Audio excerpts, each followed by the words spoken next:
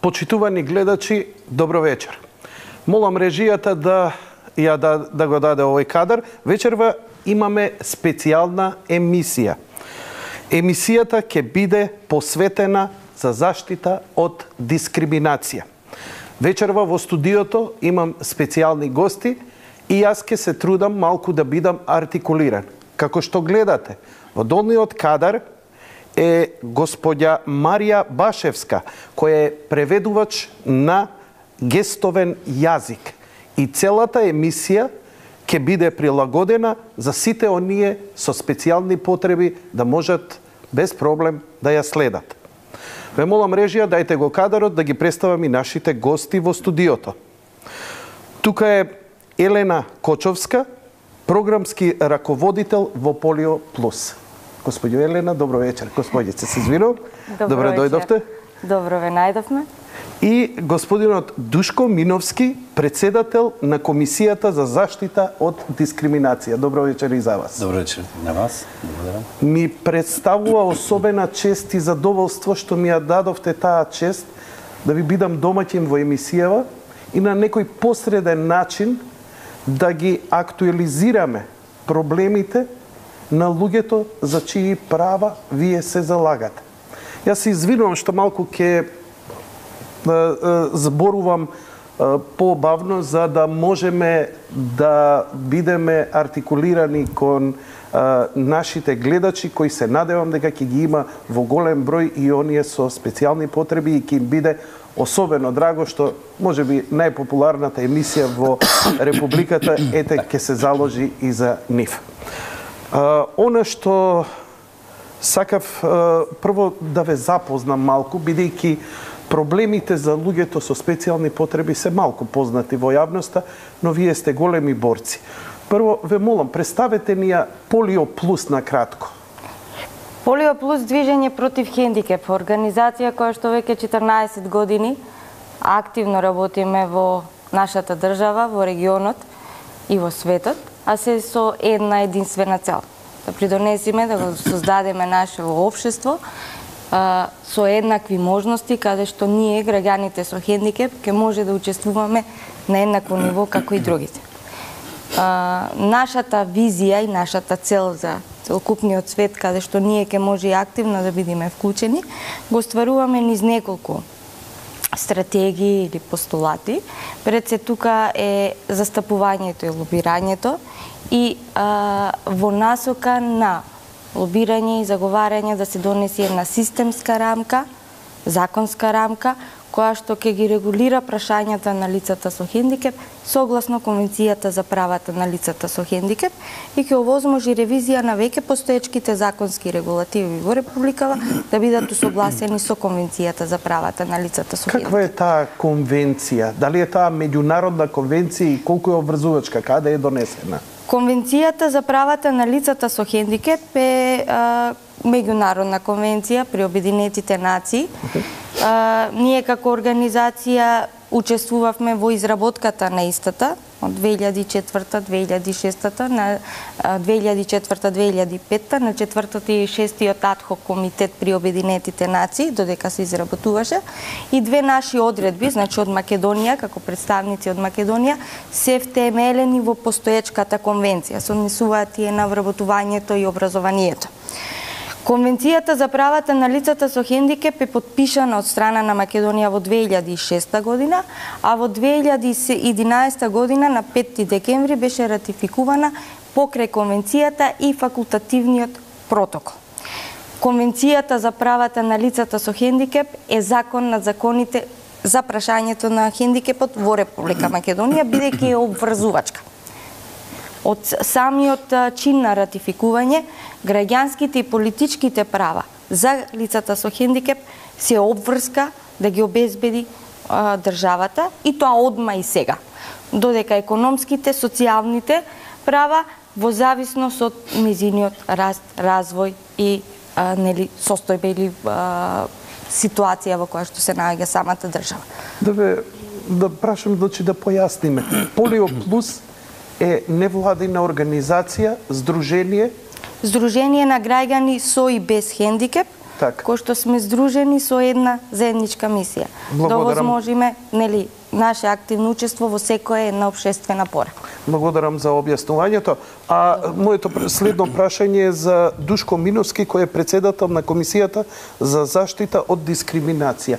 Каква е таа комисија и во кои рамки? И имате убав беч. Ја немам таков, не ми дадовте. Би сакал да носам. Малку пропуста ќе оставиме на крај сигурно. И со гордост ќе го носам. Благодарам, Јанко. Па да, медиумите дефинитивно не само за овој, за ваквиот тип на феномени и така натаму, повреда на човекови права дефинитивно.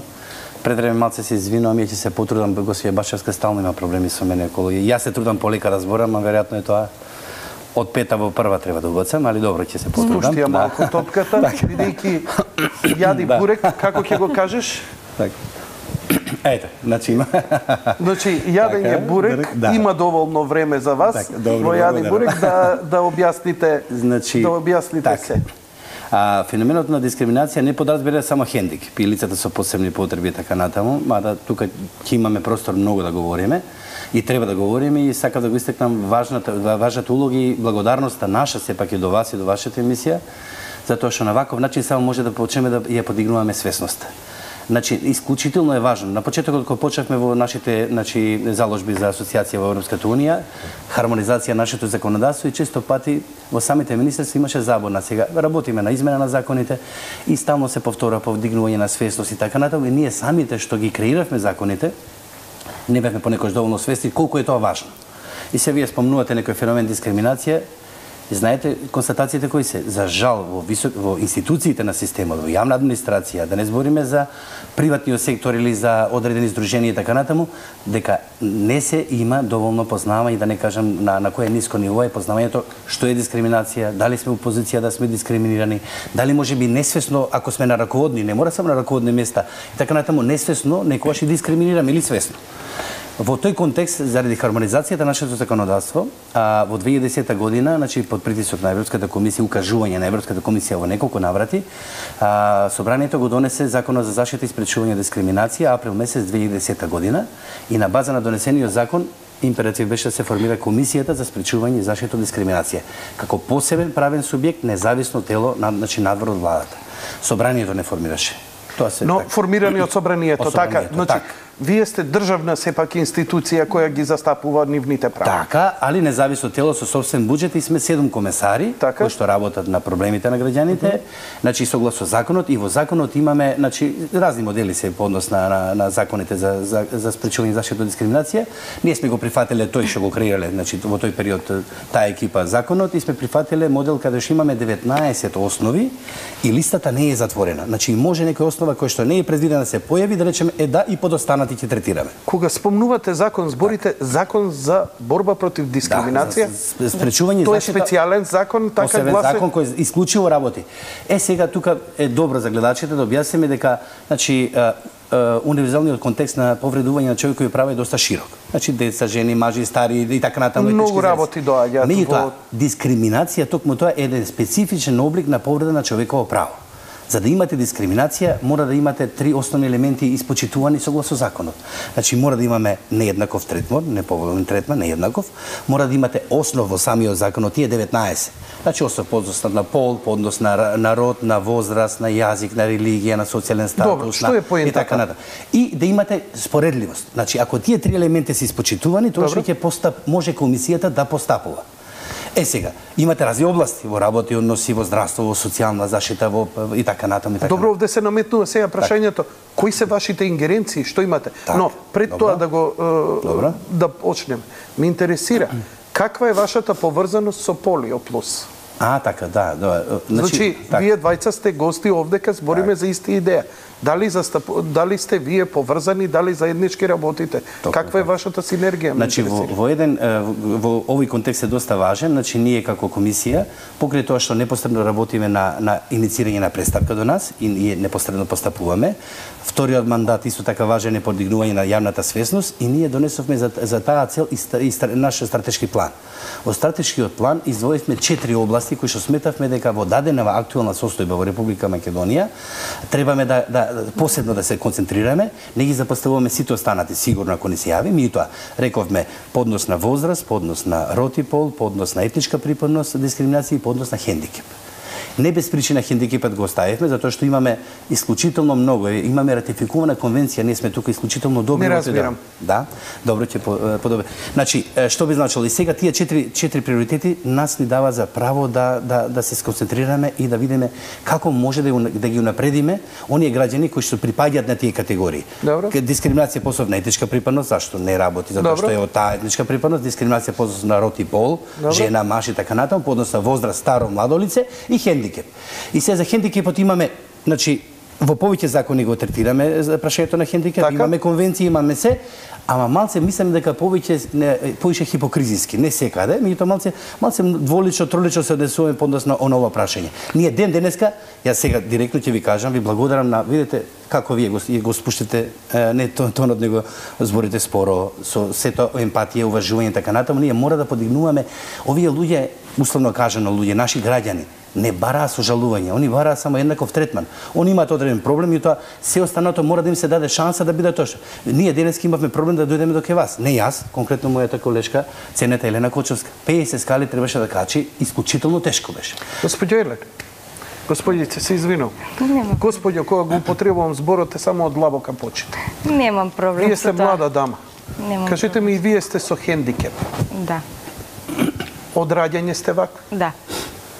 Како се носите вие со вашиот проблем? Гордо, достоинствено и борбено. Како се снаоѓате во практичниот живот? Повторно, значи, борбено и мора да бидите упорни. Значи, поентата е упорноста, едниот момент, и мора да ги барате своите права. Тоа е клучниот, можеби, елемент. Да го надополнам господин Душко, една од нашите заложби во нашето работење е токму гледање на ова прашање од аспект на човекови права.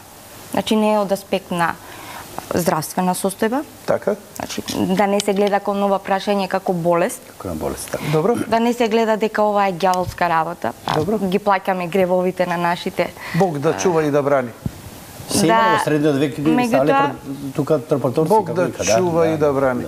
Да не бидиме предмет од кој што дури нашите семејства би се срамеле. Едниот момент. И третиот, да не бидиме предмет на милосрдие. Зошто не на милосрдие? Затоа што милосрдието, значи, убаво е да бидиме хумани. Меѓутоа, хуманоста некогаш ги преминува границите кон милосрдие и добродушност, кои што пак генерираат, јас го нарекувам менталитет на инвалидност. Каде што лицето со хендикеп треба да биде, како кажам, воспитано, едуцирано, дека ги има еднакво истите права како и другите граѓани. И дека има обврска како и другите граѓани. Но милосрдието зар го поништува тоа? Да, затоа што вие ако му дадете нешто, а не го научите да ја лови рибата, во тој случај ќе го направите човекот дека континуирано треба да бара од некого нешто да му сработи работата. Ама вам конкретно ви треба помош? Ми треба поддршка, не ми треба помош. Јас барам од државата во ред, само момент. Значи, се извинувам. Значи, поентата е, целта е дека државата треба да обезбеди услови на еднаков старт на сите своји граѓани. Значи, имам право за образование и државата треба да ми го овозможи да имам еднакви услови како и моите соученици да учам. За да можам јас да учам во редовно образование, е потребно да има пристапност и достапност најпрвин до објектот. Тоа ви се секогаш основните работи и гледам да имаме... во јавност кога идете, пристапноста, значи физичката пристапност е... Намерно и пристапноста е дел од Законот за заштита од дискриминација. Еден, значи основ, кој што може да биде основ, односно за покренување. Толку една мала работа, а толку изгледа ние здраво за готово си сваќаме нашето здравје и немаме проблем да размислиме што значи една скала за нас, а за вас може тоа да биде вистинска планина и тогаш настануваат проблеми. Не можете да бидете личности какви што сте, тогаш треба се поддржувате, некој да ви помогне и тогаш настанува Има еден начин тука голем како кажам парадокс. Најчесто вие викате вас ви треба рампата. Не, рампата ми треба и мене и тебе. Лифтот ми треба и мене и тебе. Бидејќи воспротивно, ако е така, значи ако рампите се само за лицата со хендикеп, во тој случај дај да ставиме една како кажеме граница, каде што секој еден ке влегува, нека стави. Да, значи не, поентата е да се инклудираме како и останатите граѓани, да ги оствариме нашите права. И ненамерно и при изработката на конвенцијата укажано е дека треба исклучиво да се гледа кон овој феномен од аспект на човекови права и од аспект на тоа дека треба да се создадат еднакви можности и услови за остварување на нашите права, не бенефициите, не милосрдието. Како да го поистоветувате милосрдието со сожалувањето. Сожалување ниту еден човек не посако. Извини, малку отидовме во некој... Линијата е можеби значи тука. Тука е некаде линијата. Меѓутоа повторно подобро да одиме и велам на сочување, остварување на правата на лицата со хендикеп, права кои што и мене и вас ви следуваат, отколку да одиме кон тоа да ги тргнеме луѓето со хендикеп на страна. Во овој контекст упорно се убацувам и тоа добро. Заради конструктивност во муабетот. Значи, по некоја случајност, да речеме или не е случајност, јас сум исто така и државен советник во Министерство за труд и социјална политика. Веќе подолго време работам во Центар социјална работа, значи скоро преку 25 години, што значи цел живот сум имал контакт со лица, поединци, семејни заедници во ризик, меѓу кои лица со хендикеп. Онаколу милосрдието што го збориме. Значи, ние имаме категорија на граѓани кои што имаат одреден хендикеп. Сензорен, значи виден, слепи, слабовидни, глуви, наглуви, физички хендикеп, не збориме за ментална ретардација, имаме со лесна ментална ретардација и така натаму. Тоа би значило дека сите овие лица треба државата, бидејќи сме ние социјална држава, да обезбедиме, сега без тенденција да преферираме, и тоа навистина ова влада покажува исклучително внимателност и сензибилност по однос на прашањата на сите и на деца без родители и така натаму, многу мерки се донесува и за лицата со хендикеп. Меѓутоа се уште не е доволно. И сега каде е поентава? Многу е лошо да имате ситуација да бидат пасивни приматели на одредени парични трансфери.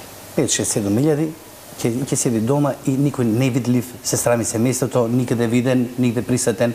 Они имаат потполно право да се вклучат во образование првен и преку лични утре да бидат активни субјекти во градење на собствената екзистенција, да допринесуваат. Значи, да го парафразирам. Вие говорите како да зборите со некоја меѓународна комисија. Имајте во предвид дека имаме едноставни луѓе, затоа јас сакам да го спуштам муабетот на човечко ниво. И ќе ви давам простор ако сакате да се обратите на стручната јавност со стручен, правен, политички јазик, институционален, тоа разбира.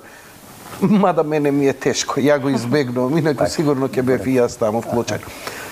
Суштината на цела оваа работа е дека вие треба да покренете, мислам дека, уствари, моje мислење, сепак ќе го кажам како моje мислење. Кај нас се работи за свест. Вие неколку пати го спомнавте, но мислам дека е тука прва работа. Свест. Свест кај обичните граѓани, свест кај институциите и кога таа свест би ја имале, работите би биле многу полесни и за нас и за вас. Јасно. Во неколку наврати, значи, во овој контекст, значи дефинитивно.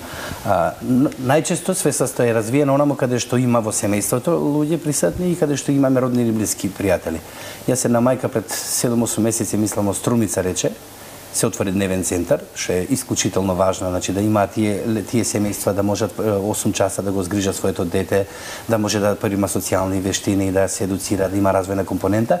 И сега мајката вика, јас им препорачувам на сите останати мајки да не се срамат. Дур сега сватив на 55 години дека јас не сум крива што сум родила дете со хендикеп и да го чуваме дома како затворено и да го криеме од свесност. Како што било некогаш. Да, сега имам простор, дури може и да работи. Знаете која жртва е сега тоа? Она е цело време најчесто мајките кај нас во Република Македонија се посветени на своето детенце и го кријат. Значи ние мора да ги развиеме свесноста на секаде кај граѓаните. Не лажно и морално кобијаги сме условно кажано и владата на 3 пати не опоменува, јас ова званичен сум имал прилика на генерален колегиум да бидам Рашко Владенос.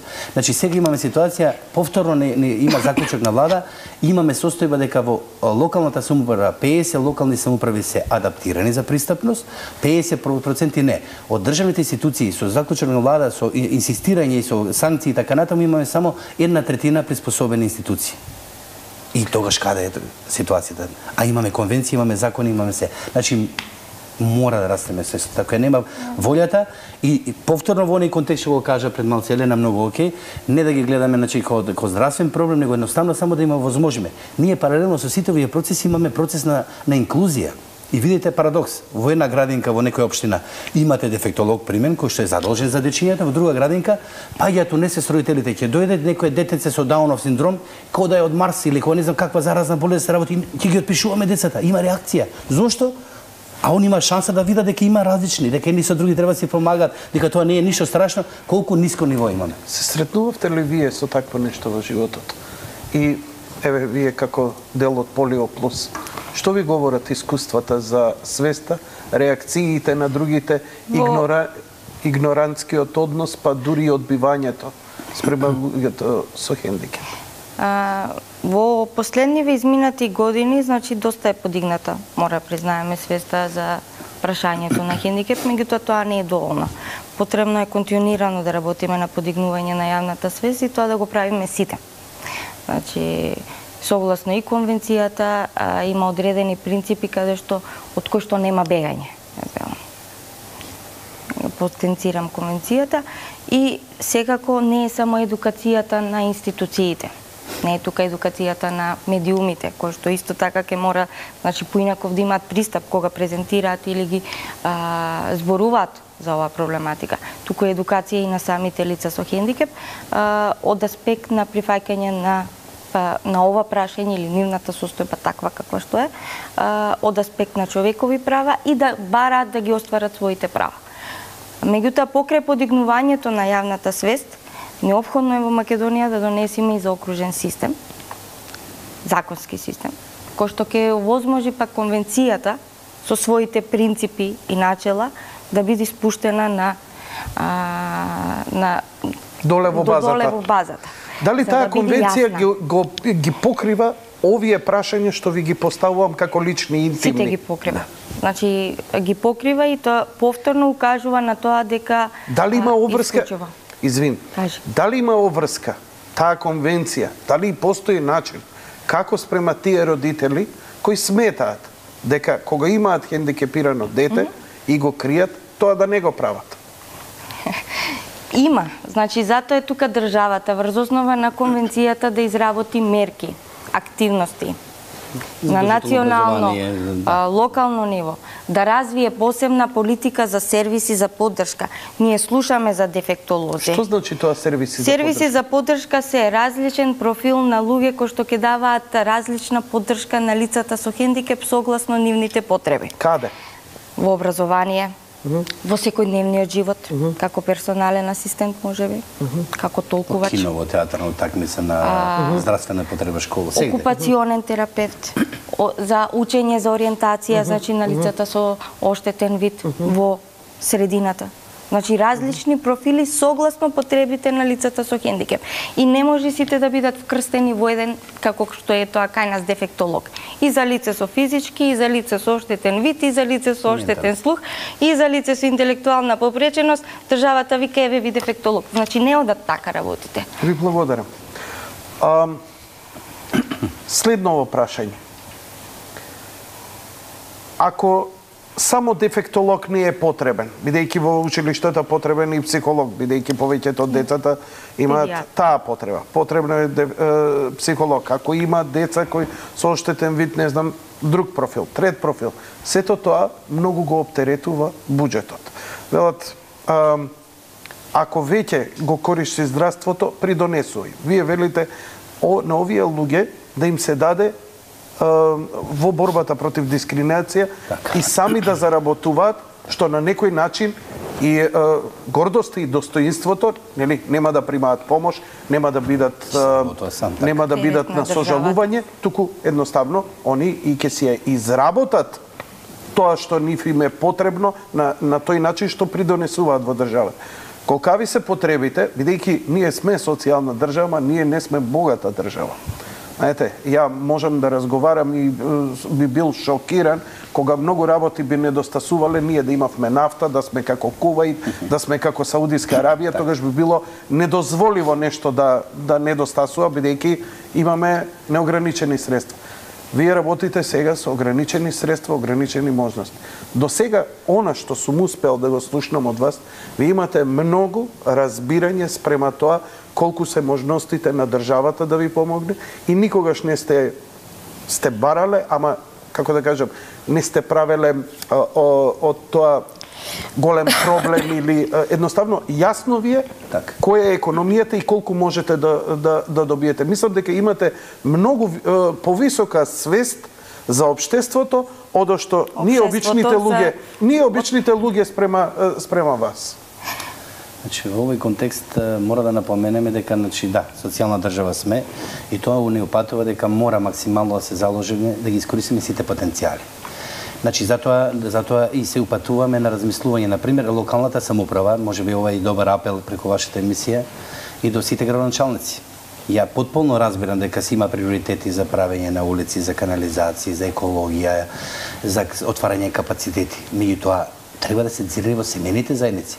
Знаете, ние денеска се уште немаме така наречени социјални карти. Што е тоа? Тоа би значило дека вие на одредена општина, било која земете, да немате, да не знаете, значи имаме само податоци колку имаме жители, колку се мажи, колку се жени, колку се возрастни, колку се малолетни, колку имаме одредена социјална патологија во смисла злоупотребувачи на дроги, на алкохолизам, колку има насилство, колку имаме деца со посебни потреби. Кој треба да ги има тие листи? Општината таа мора да го има тоа.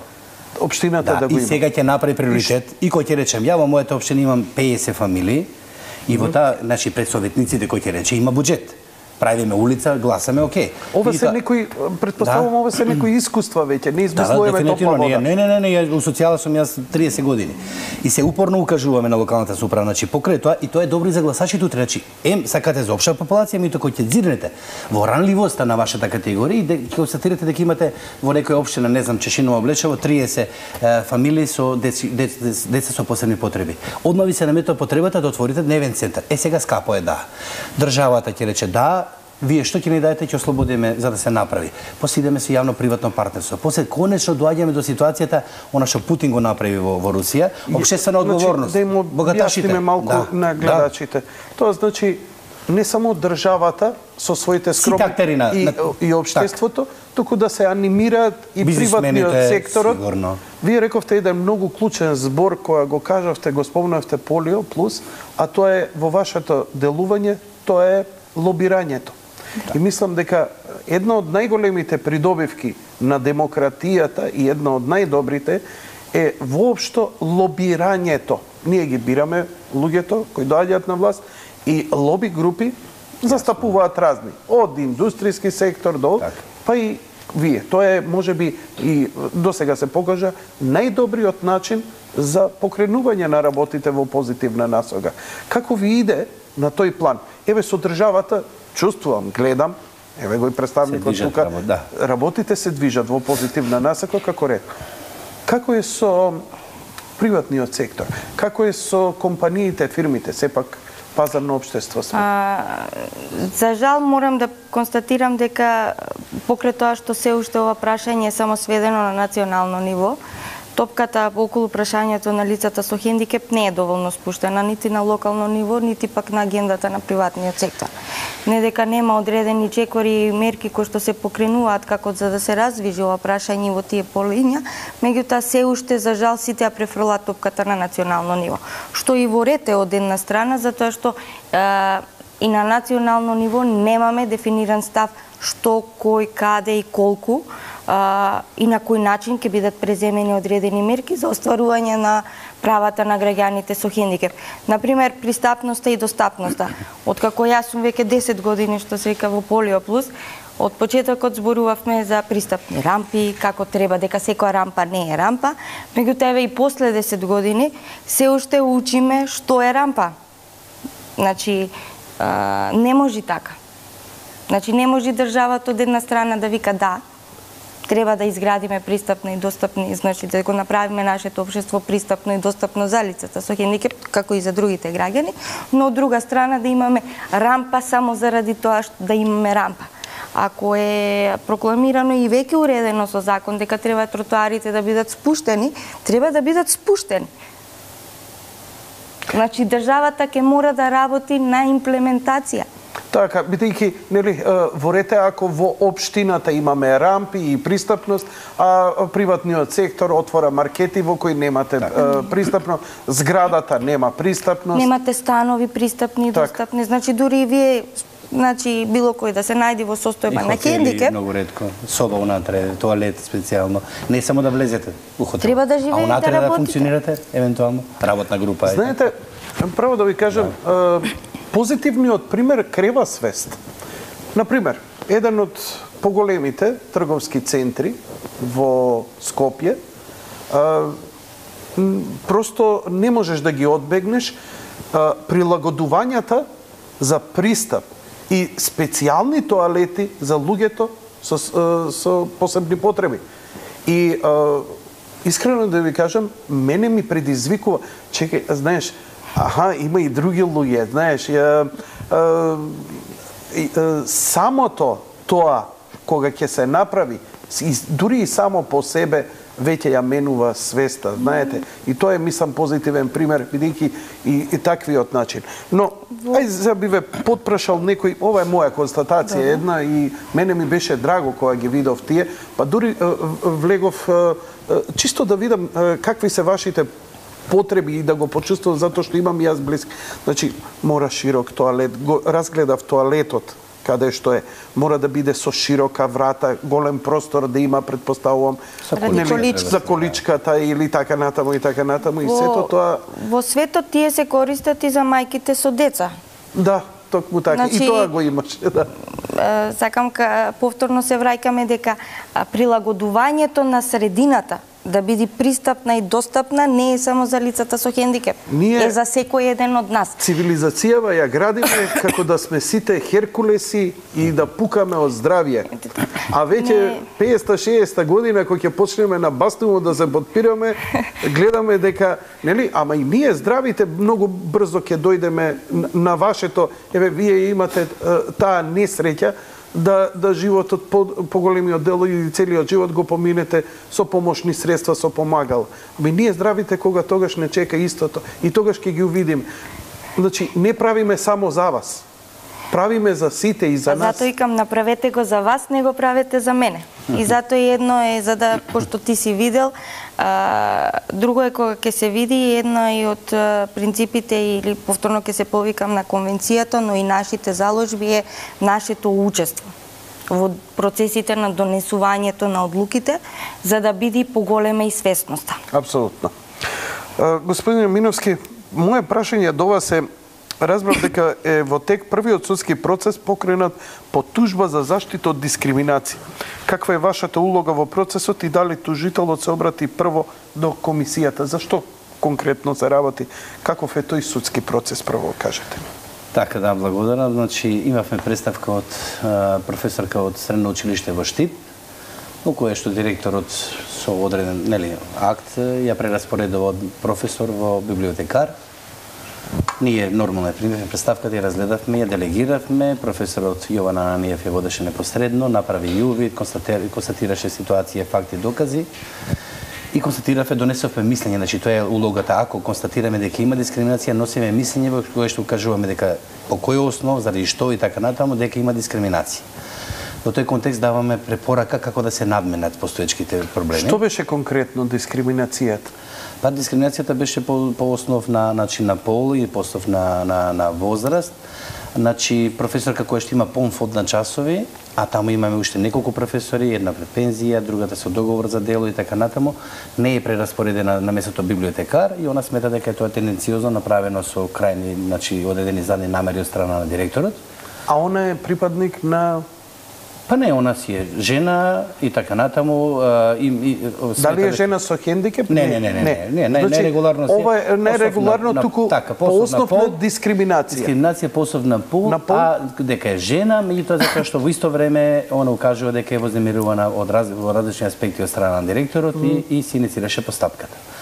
Чекайте, ова збориме, ова е значи булинг, омаловажување, спуштање на несоодветно работно место, нешто што е мејнстрим во Македонија. Немојте да ги отворам телефоните, море. Ја дневно добивам по 10 писма кои верувајте, тие луѓе имаат мака, мене ми е тешко само да ги прочитам тие писма. Затоа може да се јават Затоа е добро дојдено и затоа Република Македонија да се јават и да пријават дискриминација, каде што комисијата... Со донесувањето на законот и со формирање на комисијата... Има камера, некоја го зумира. Ова е... Чекай, да го објасниме малку со ова. Гледам, доста сте полетни, така да... Значи, внимание, еднаквост, не биди соучесник, пријави дискриминација. 0800-123-12. Тоа е бесплатниот телефон. Добро. Значи, на база на проектот наш заедно, значи, на прогрес проектот во кој што учествуваше Министерството за труд и социјална политика, ние ко независно тело и Полио Плюс. Значи, направивме кампањи, имаме спотови, имаме промотивен материјал и така натаму, меѓу кои бесплатната линија што имаме билборди, само да ја доближиме дискриминацијата до граѓаните, односно да ја анимираме јавноста да не бидат соучесници. Значи, ако некој почувствува дека некој е дискриминиран, да го посоветува, да му каже да се јави, да го охрабри и така натаму. Така да во тој контекст, затоа со носењето на законот пред малце реков и формирање на комисијата, ние си како држава го закруживме процесот на спречување и заштита од дискриминација. Значи, покрај комисијата имаме народен правобранител. Мито нашата предност во тој дел е затоа што народниот правобранител постапува по однос на дискриминација само во јавниот сектор, а ние во јавен и во приватен. Друга работа што имаме многу малце се представки од приватниот сектор, токму од оној аспект што го рековте вие. Значи мора да се храбрат граѓаните за да поднесуваат представки. Ова професорка констатиравме и имаше судски процес бидејќи директорот не постапи по укажувањето на комисијата. Комисијата има законска основа да судијата не викна како замешувачи. Тоа би значило дека сме во целата постапка судска како медијатори, да не биде експерти во тој дел. Зошто ние сме констатирали, значи му олеснуваме на судот во доказите и фактите. Така. Нели, од аспект. И ние често пати имаме сега се уште многу важна работа да кажеме дека и кај врвната фела судиите во Република Македонија мора да ја подигнеме, значи, сензибилизацијата по однос на дискриминацијата, затоа што и во овој случај цело време провејуваше постапката да кога да се води за работен спор, а ние упатувавме како замешувачи, викаме, знаете што?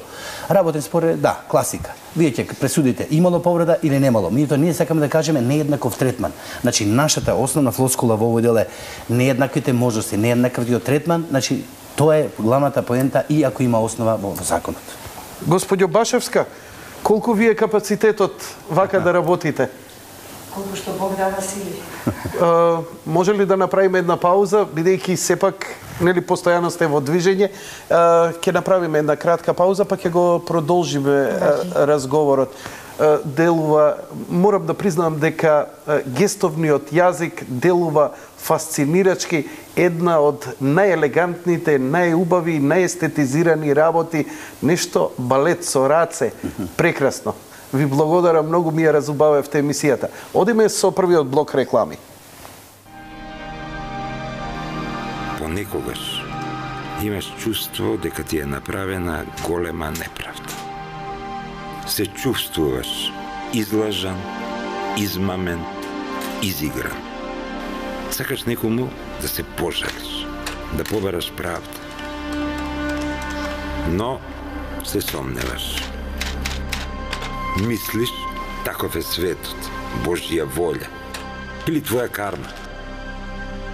Ти се чини, а и така нема кој да те чуе. Глас во пустина, глуво доба.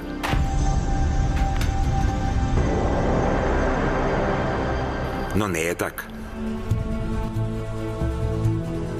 Ако си навреден, без да дадеш повод, исклучен без причина, нееднакво третиран и без еднаков пристап, тоа не е карма. Ниту Божја волја, ниту пак твоја лоша судбина. Тоа е дискриминација. Обрати се до твојот комесар. Обрати се до Комисијата за заштита од дискриминација.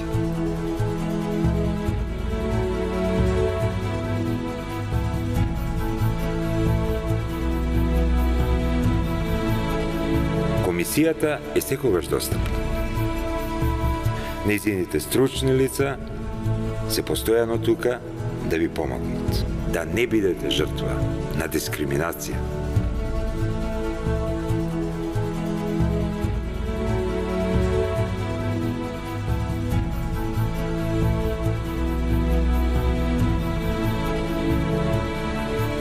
Осмели се, пријави дискриминација.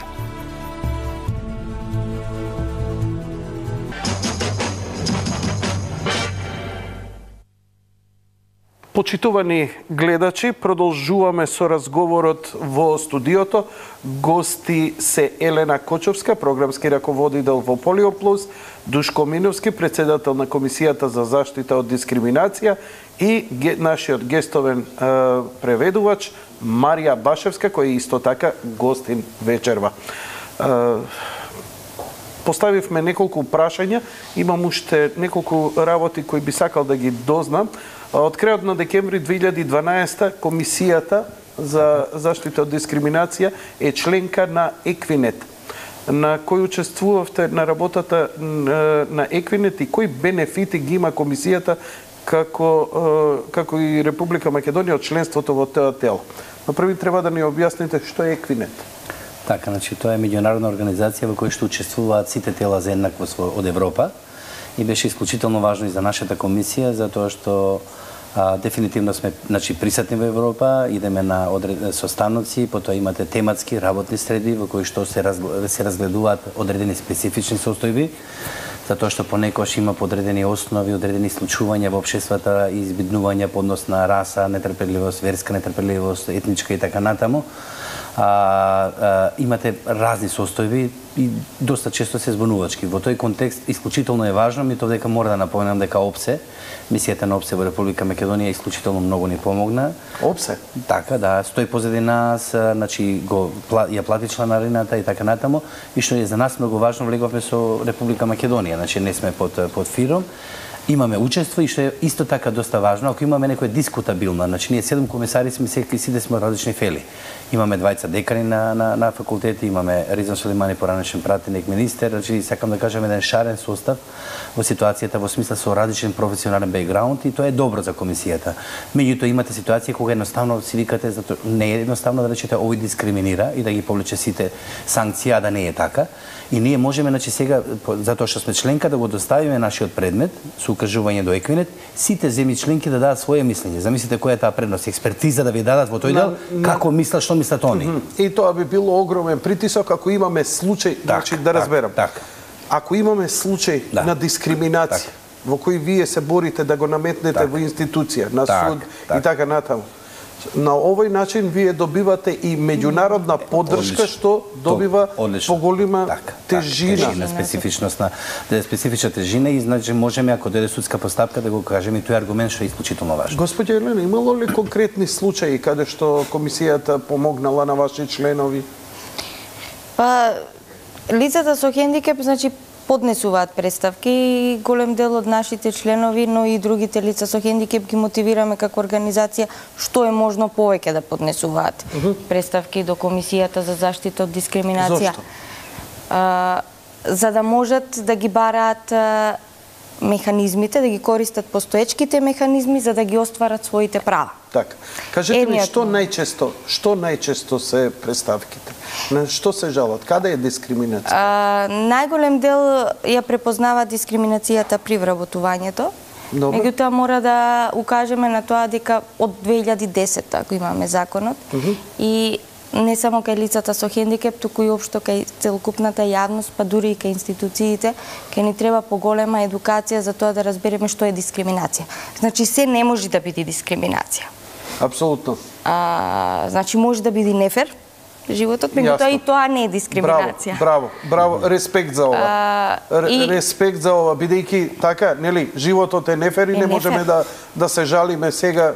Цел свет ни е крив заради тоа. Така. Значи има одреден сегмент што го опфаќа дискриминацијата и тука бара едукација. И голем дел од лицата со хендикеп, семејствата, кога ќе дојдат дури кај нас за неправдата што се случува, посочуваме каде, доколку има основи за дискриминација, да се обратат до Комисијата за заштита од дискриминација.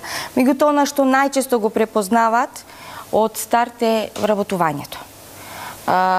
И покрај тоа што основот, пристапноста и достапноста е веќе како основ наведен во самиот закон за заштита од дискриминација, се уште истите не се доволно мотивирани да поднесуваат представки до институциите, до приватниот сектор, па дури и да на локално ниво, по основ на пристапноста и достапноста. При барање на работа? Во пазарот на трудот, најчесто. Добро. Иде конкурира, го гледа дека е лице со посебни потреби и не добива работа. Каде е тој момент каде што работодавачот има дискреционо право да одлучи кого ќе прими на работа и кого не?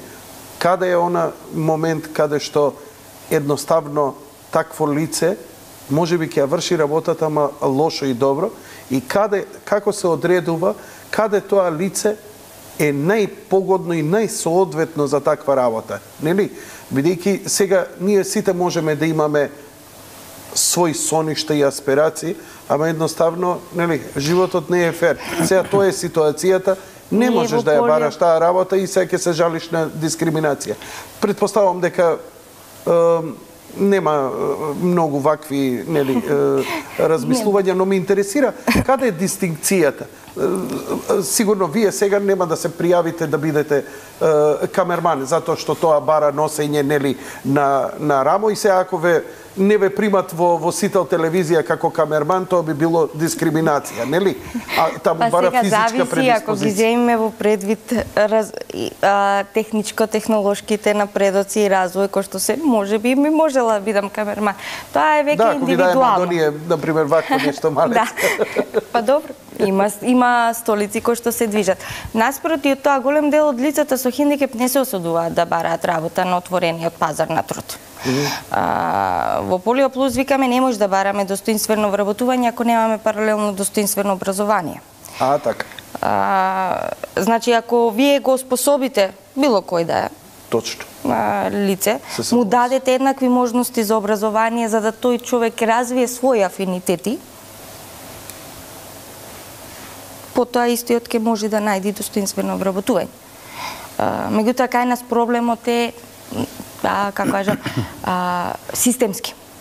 Најчесто неостварувањето на едно право, кршењето на едно право води кон кршење на друго право. Значи не може да имаме вработување. Добро ги познавате работија. Треба да влезете у политика. Треба да влезете во политика. За жал, нити во законодавната, нити во извршната, нити во судската немаме присуство на лица со хендикеп, што представува веќе уште еден чекор како државата гледа за нашето вклучување во општеството. Господин Миновски, вие најангажиран вечерва бевте и говоревте околу законот. За вас гледам како што исто и вие, господин Целена, гледам дека законот ви е алфа и омега. Тоа е основата на сите овие работи да се остварат. Колку е добар овој закон, што очекувате од него и колку он треба сега, што е проблемот со него? Имплементација, предпоставувам. Да, најчесто како за сите останати закони, нели? И тоа ние мора да напоменеме дека владата во овој контекст донесе една методологија за оценка на регулативата, што подразбира дека секое министерство е задолжено секоја година по 2 закони да даде и да ги не мониторира независно тело во делот на имплементацијата. Не ме разбирам. Значи, еве ОПСЕ. Ова комисиски, извинете, овие разговори се потрудам да вака. Значи, Министерството за труд и социјална политика на база на донесената методологија нова на владата го посочи Законот за заштита и здравје при работа и Законот за заштита и спречување од дискриминација да се мониторираат како се имплементира. Истото ми го кажа. Да, ама и сега, значи направена обсервација и се констатира и сега имаме Кој ја прави таа обсервација? Независно ОДИХИР направија обсервација на законот. ОДИХИР? Да. Добро. Значи, фокус групи со граѓани што поднале представки, со институции, со се и даваат препораки. И ние сме за законот. Да, значи законот не е идеален, кој секој закон и може да се унапреди. Многу важна поента е ова и ви благодарам за прашањето да што ние со силни заложби сакавме и со министерот сега, значи конечно ние сме 7 комесари кои сите работиме на свој работни места, еднаш неделно се собираме. Значи нас ни фалеше стручно оделение, стручна служба, кој што стручно, технички и административно ќе ни помага. Значи, прибирање на докази, идење на увид, припремање на предметот, кој ќе дојдеме ние да, нели, условно кажано, мудрите глави, седнеме и се процениме има или нема дискриминација. Конечно, на база на препораката веќе ќе иде измена, сега дадовме до влада, што е многу, во тој контекст доста добро. Значи, секогаш може нешто да се менува, околу отворено докажување може допрва треба да се размислува во идната измена и така натаму, и тоа генерално е многу добро што постои. Ние сега како комисија сме условно кажано централен авторитет за спречување и заштита од дискриминација. Чудно ни е што не се храбрат граѓаните, особено во приватниот сектор, кај што евидентно секоја чест за приватници кои што се регуларно и со плати, респект, почитување, толеранција, се има. Ми тоа имаме хаотични состојби, ми тоа ние не можеме со ЕНН или на база на предпоставка. Мора да се охрабра, да знае дека постои тело, дека треба да познае за представка, ние да отидеме, да собереме докази, да донесеме мислење дека има. На тој начин ќе креираме све со скоја некој ќе плати глоба, кој ќе го пише дека таа фирма направила дискриминација по основ на етичка припадност, по основ на политичка припадност, по основ на хендикеп, по основ на род и пол. Добро ли е тоа као пракса да ги прозиваме тие луѓе? Да, дефинитивно. Да мора така. Затоа што некој се земал за право, значи ние имаме простор во периодот на медијатор со наше посредување како. Нели ќе ни доставува представка, правно лице или граѓанин. И вика сум дискриминиран. И ние сега Ама имате ли толеранција дека можеби тоа да се направи од Значи, видите во кој дел од немукаец, од не му фаќа на памет, не од малициозни намери. Еве кај ќе го тестираме тоа. Значи доаѓа представката, ние сме должни во рок од 15 дена да ја доставиме комплетно представката со доказите што ни ги достави. Вие комисијата? Да, до него. И истиот тој е должен да даде одговор. Седумте комесари, зависи кој го држи предметот. Седморица величанствени. Така јесте. И сега даваме и во произнесувањето негово. Ја ќе ви кажам како го кажа јесте. Па за величанствени, да. Еве ќе ви кажеме пример со ноќни волци. Добро. Супер. Значи јас многу ги респектирам дечките, се топи така натаму, покажуваат и многу хуманитарни акции и така натаму. Во организација на градот Скопје со нивна подршка се одржува горе нивен хепенинг дружба и така натаму. Покрај останатото има плаката во која што се кажува, генерално е многу во ред, не е дозволено алкохол, не е дозволено секс на отворено, не е дозволено тоа и така натаму, меѓутоа во останатото има едно знакче во кое што упатува на хомосексуалци затоа што со неодреден пол беа нацртани. Значи нема фигура на женско на машко, него неодреден пол. На база на тоа ни реагираше коалицијата за заштита на здравствени и сексуални права на ЛГБТ популацијата. Ние само со што доставивме до нив да се произнесат зашто и како, они толку коректно рекоа не знаевме дека вознемируваме со него, го повлекува тоа. Значи гледате како некој што има добра волја и од нехат можеби го направиле, кој што рековте. Значи може. Меѓутоа како со професорот во гимназијата и покрај укажувањето дека треба професорката да има завеси, дека треба да има грење, треба да има систем за евиденција и дека треба да ја врати не постапува, значи тогаш мора да име на суд и да даеме поддршка на граѓаните. Значи уште еднаш да им кажеме на гледачите. Иако имаме представник од Полиплус, господица Елена тука. Така. Ние не збориме овде ка законот за дискриминација дека се однесува само за луѓе со специјални уште 18 други основи. Туку законот за дискриминација се однесува за сите, па дури и за мене. За сите нас. За било кој граѓанин. Може само уште еден апликативен пример што значи колечка. Може се. Може, да, благодарам. Значи видите, возим, идеме на семинар и не се јава колечка од Вести не прашува. Ве молам Миновски, кажете ни дали е дискриминација огласот кој што е распишан од Катар Airways, кој бараат стюарти, машки и жени. За машките бараат одела, фракови и така натаму, пеке на интервјуто. За жените бараат да бидат со мини сукњи, со деколте и да не носеле најлон чорапи. Вие дали е тоа нормално и разумно? Се извинувам. Моето либидо одма се согласува. Да. Ја викам, бидејќи се работи за стюарти, викам стюардеси, тогаш од авион се гледа дека директна дискриминација. Замислете, во самиот старт, нас владата не задолжи во минатата година април месец да направиме истражување по 3 основи. Значи за при распишување на конкурси. Значи уште во стартот збориме за дискриминација. Добро, се работи сепак мора да направиме ние фер општество. Да. Така. Каде ќе ја повлечеме линијата помеѓу хуморот, забавата и сеирот кој си го правиме едни на други. Знаете, ќе речат Јанко е дебел, Грци дебел. Сега можам да се повикам на дискриминација, за 24 сата ќе пресудите во моја корист и ја ќе идам да се тужам. Ама смешно е, се зезаме. Ние си правиме шеги и на тоа. Не би требало, каде ќе ја повлечеме таа линија кога ќе излезе некој и ќе направи Тони Михајловски, ќе излезе на сцена и ќе почне да се зафркава со боја. Нема да може така. Зошто да не може? Јас сметам дека е тоа добро. И дека не е страшно. И дека не е страшно. Ние, согледувајќи си ги собствените мани, јас сум цел живот исто така бил подложен на критики и така натаму и сметам дека е тоа забавно и интересно и ние си олабавуваме тезијата меѓу себе. Ке нас е темелот, базата е Универзалната декларација за човекови права 48. Наместо сите оние дефиниции сериозни големи. Ајде, знаеме дека црнец не смееме да го кажеме нигер, ама затоа црнецот може нигер да се каже. Дека сите се раѓаме со права и со слободи, односно со дигнитет и ништо друго. Ако вас не ви е проблем тоа, шаѓате, никако проблем. Никако проблем. Меѓутоа, видите што... А ако некој се најде во овој контекст би кажал. Го навредуваат Јанко, па покрене таков процес. Дефинитивно имате право да поднесете. Не.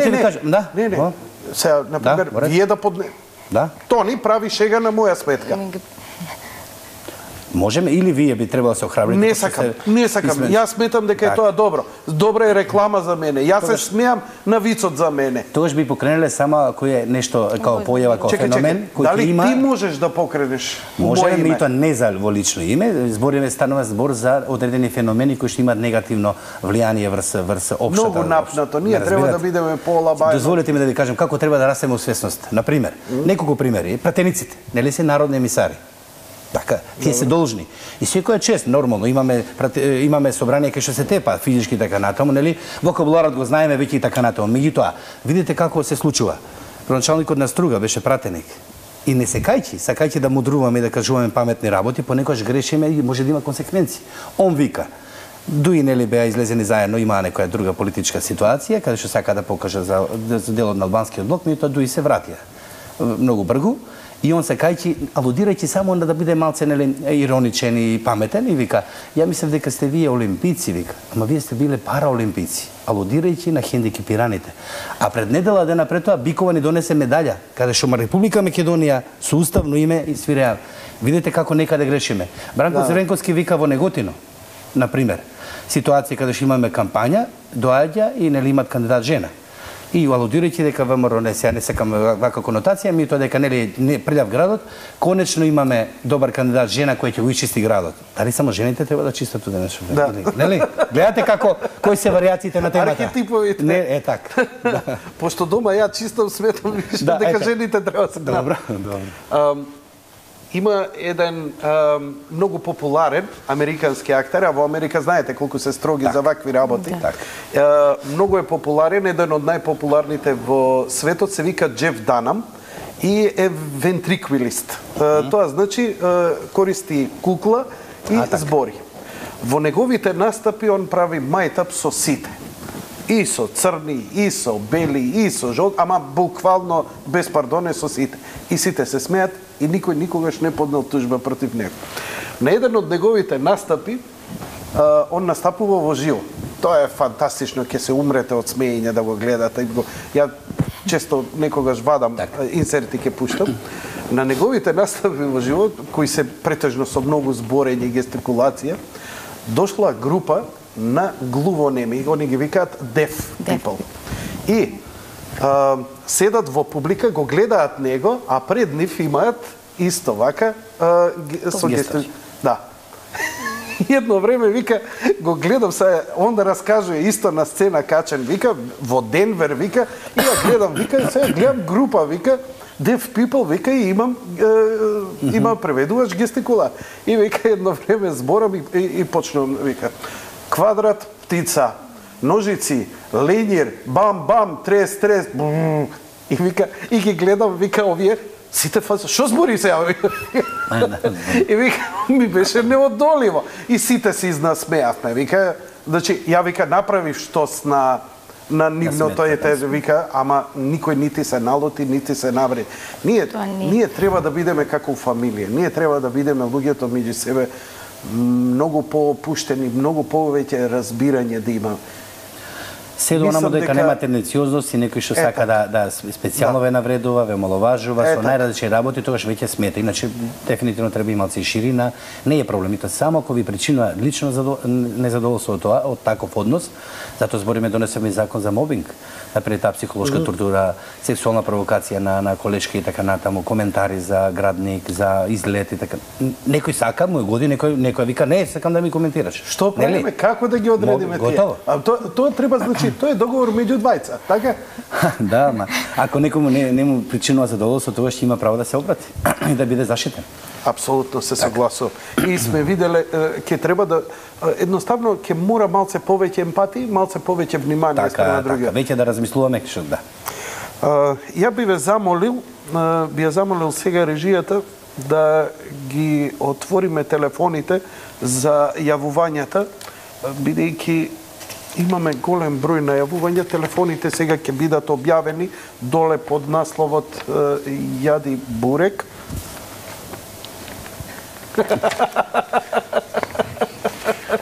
Слушай, морам да те прашам. Има еден филм, се вика, со Мел Гибсон, се вика Mad Max. Во првиот дел имаше една култна сцена, кој ние како млади, стално меѓу дечко и девојка си ја кажувавме.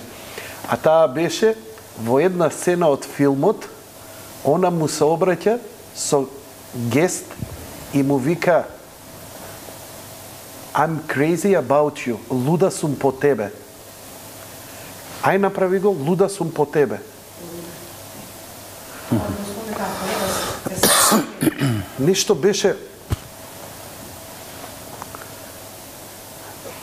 Има неколку различни тумачења како може тоа да се искаже. Секоја земја има различен. Америка има друг. Секој има различни. Многу елегантно беше и го употребуваме, ни беше што со нака. Ја гледаш девојката и... Значи, секоја држава си има свој јазик. А си има свој јазик? Како се учи овој јазик? Па има, значи, учители. Нема микрофон сега да поразговарам со незе? Значи има учители кои што го учат тој гестовен јазик. Така? Се учи. И истиот се учат и лицата кои што имаат оштетен слух, значи за да можат да комуницираат. Меѓутоа секоја една држава си има свој јазик. Тоа е јазикот е врз основа на азбука, букви или врз основа на гестови, но имаат и еднорачни азбуки и значи ги користат и двете раце. Но во нивната комуникација кога јас сум ги гледала, користат и еднорачна азбука, ја викаат некош. Така. Фасцинантно. Меѓутоа користат гестови кои што, како викам јас често, дури кога ќе појдете некаде надвор на летување, а не го познавате тамошниот јазик, вие користите гестови. Тоа е фантастично, мене ме Тоа е фасцинира. секојдневно. Најверојатно ќе ми бидете гостин во иднина, се надевам, ќе разговараме една посебна емисија за луѓето со специјални потреби, особено за глувонемите. Па вие како новинар ќе можете да присуствувате. Океј, првото прашање кое ни пристигна уште одамна е од социјална сфера, од Сдруженијето на слепи. Прашањето е, вика, до кога туѓа нега ќе доцни редовно по 2 месеци? Бараме да се дава тековно и редовно, без доцнење секој месец. Добро, генерално се во право, и тоа нели се зависи од буџетските средства. Мислам дека владата направи случително многу со воведување на нови, да речеме, надоместоци, мобилен додаток и така натаму. Држи констатацијата, нив им е неопходно тоа. Што е тоа мобилен додаток? Додаток за мобилност, значи за лица со одредена категорија кои што користат количка пред се, за да може да бидат мобилни. Значи не за оние што се фиксирани за дома, туку за одредени нивни потреби од јавен карактер, приватен карактер, посета на здравствени институции, културни и така натаму, и затоа тој додаток за мобилност се дава 7.000 денари за да може да им послужи бидејќи има додатни трошоци и така натаму. Исклучително важна работа. Пред малце не кажавме, имавме сега нели конкурс за 300 лица вработени, на тој начин владата ја подигна свесност дека многу во граѓанството и сега во општествените јавните институции ќе бидат и веќе во моето министерство имаме примерно луѓе кои се глуви, имаме со Даунов синдром, имаме слепи лица, работат на кол центарот изворедно. Значи, они битно е само пристапност, они после тоа се 8 часа тука веќе, цело време изверзирани се за тоа, имаат посебна, значи, добиено посебна едукација за тоа. Така да, полека ја подигнуваме свесноста, тоа се огромни трошоци зафати од буџетот. Управо се трудиме секој месец, меѓутоа се зависи од финансии кои ќе бидат пребацени парите. Одиме со гледачите. Добро вечер, повелете во програма сте. Ало? Добро вечер, повелете. Ало? Добро вечер, повелете. Јанко? Да, повелете во програма сте. Ве слушам преку телефона да ве гледам на телевизија. Значи, темата е во ред, спаѓам во тој дел, значи со хендикеп, родена сум, значи со хендикеп. Скратување со исчашани колкови, оперирана сум пред 5 години. Значи страдам исто и со нога на левото колено, значи со гонартроза, со скинат менискус. Живеам во зграда на 7-ми спрат. Значи 2 години лифтот воопшто не работи. Каде живеете? Живеам во Бутел 1. Во зграда на 7-ми спрат? Значи во овие згради што се на Босна и Херцеговина. Добро. Да. Известени се иски за станување. Значи, доста време барав да го кажам овој проблем. Не сум пријавена, значи, јас во полио. Значи, работам, значи, мојата екзистенција, самохрана мајка сум, работам, значи, мојата екзистенција, повеќето време јас го поминам во боледување, зашто имам потешкоти со симнување, со качување, значи, по скалите. Дадено е барање, секој, значи, ова е веќе во јуни 2 години. Значи, јас се малтретирам со моето здравје, секој ден, значи, јас, значи, само се симнувам за одење за на работа. Моментално сум на годишен одмор. Значи, во рокот овие 5 години, јас сум 3 години на боледување. Добро, ја ви благодарам за јавувањето. Еве ви конкретен пример.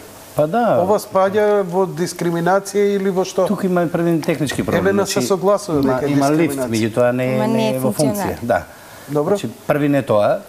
Значи, веќе зградата има обезбедено, да речеме, подносно тоа. И се кои механизми, што може да направи оваа жена? Значи, барањето кое што го поднела до стамбената, пошто нели веќе се формира сите стамбени згради, имаме комисии, се извинувам, може да го сгрешив името. Ја не го знам точно, појма немам. Она го рече како СИС по-старо. Кој што пак согласно законот за домување и правилникот се должни да излезат во пресред да има стамбената зграда, значи пристапност и достапност. Доколку стамбената заедница не излегла во пресред, тогаш може да поднеси представка до може и до Министерството за транспорт и врски за почеток, да видиме што е технички карактер први, а они го донесоа закона за домување, па да евентуално ако не се постапи да се поднесе представка па да реагираме. Одиме со следниот гледач. Добро вечер. Добро вечер. Повелете во програма сте. Сакам едно прашање. Зошто касне мобилноста и неѓите на инвалидите? Едно. Друго, ќе имаше покачување на неѓите, нема ништо. И на мобилност. Ајде и прашам, нека ми одговорат. Благодарам за јавувањето. Покачување на медите? На негите. На негата. На медите. За друго лице, да. На туѓата нега. Не е тоа, не знам како. А добро, генерално мислам дека за кај нас лицата со хендикеп повторно поради економската финансиска ситуација во која што се наоѓаат семејствата. Зависат од државата. И зависат од државата и наместо туѓата нега да биде поддршка од државата која што ќе го користи самото лице, најчесто завршува во семејниот буџет. И ради сега одложувањата од причините кои што сигурно ги има државата, значи туѓата нега касни. Меѓутоа, додатокот за мобилност, кој што го спомна господин Душко, е исто, значи, мерка, меѓутоа пред се фискална мерка. И поединечно мораме да укажеме, значи, да кажам дека поединечно гледано како фискална мерка е добра, меѓутоа не води кон остварување на ниедно право.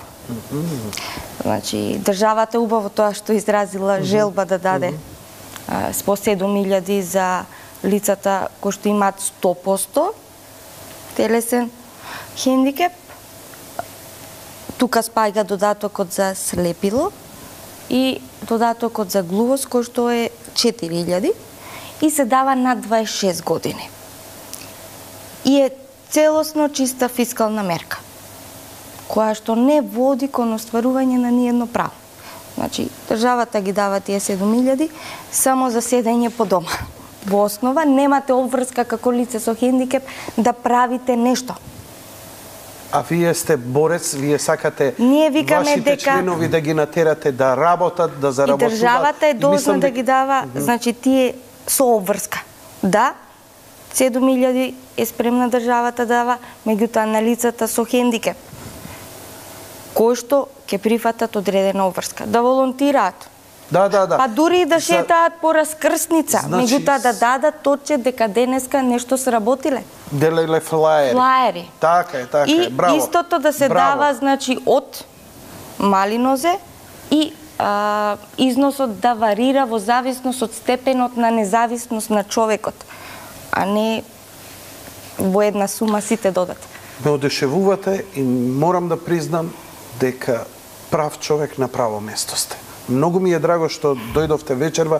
Овие пораки што ги кажавте, колку се совпаѓа со самата идеологија и филозофија која јас со години наназад ја застапувам и идеолошки, и политички, па дури и религиозно.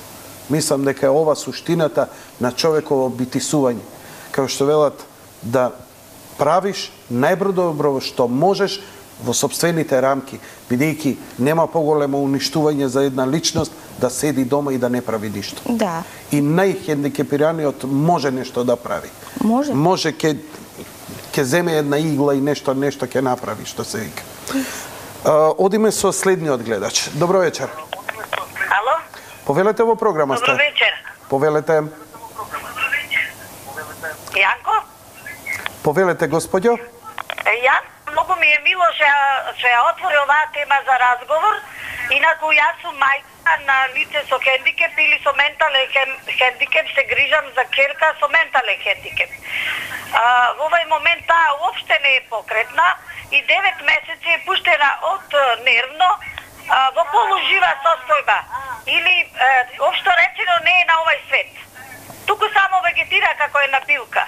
Значи јас како мајка многу тешко ги изговарам овие зборови, но која ја слушнав темата, верувај ми, дојде да дојдам во студио и со луѓето да поразговарам очи во очи. Сега, да си го поздравам јас господинот Душко Миновски, кој што како еден голем човек во наводници, значи, а тој е вистина голем човек, влезе во моето малечко куќарче, кое што е оддалечено некои 20 на километри од Скопје и каде што ние со години сме заборавени. Јас сум самохрана, значи мајка, од 65 години се грижам сама за мојата ќерка. Која количка јадна може да помини по уличката која што е од јад, калови, дождови, длатки и не знам што друго да ви кажам. Иначе, живеам, не се страмам да кажам, во населбата Кисела Јабука. Јас сум Виолета Ѓурѓиевска.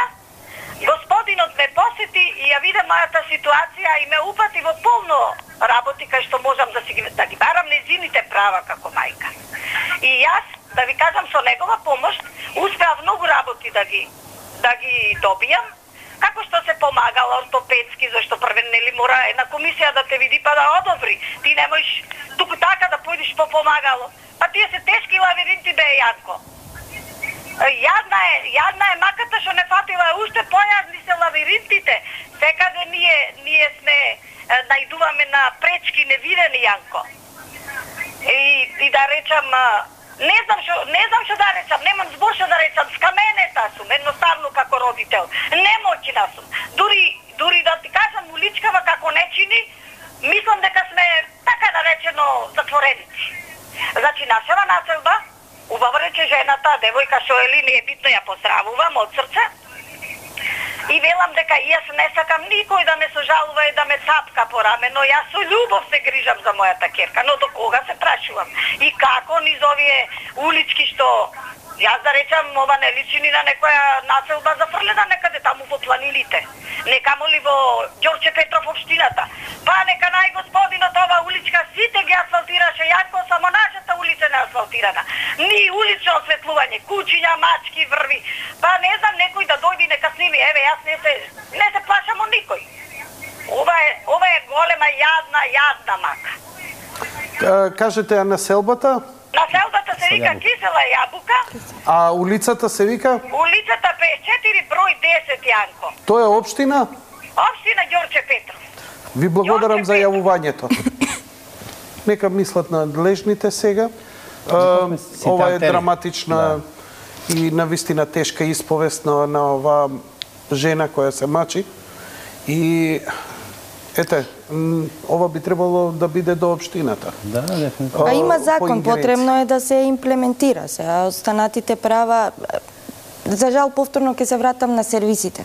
Значи, исто така државата од минатата година донесе и додаток за самохраните родители на децата со хендикеп, што се предпоставувам дека господјата поднесла барање за тој додаток.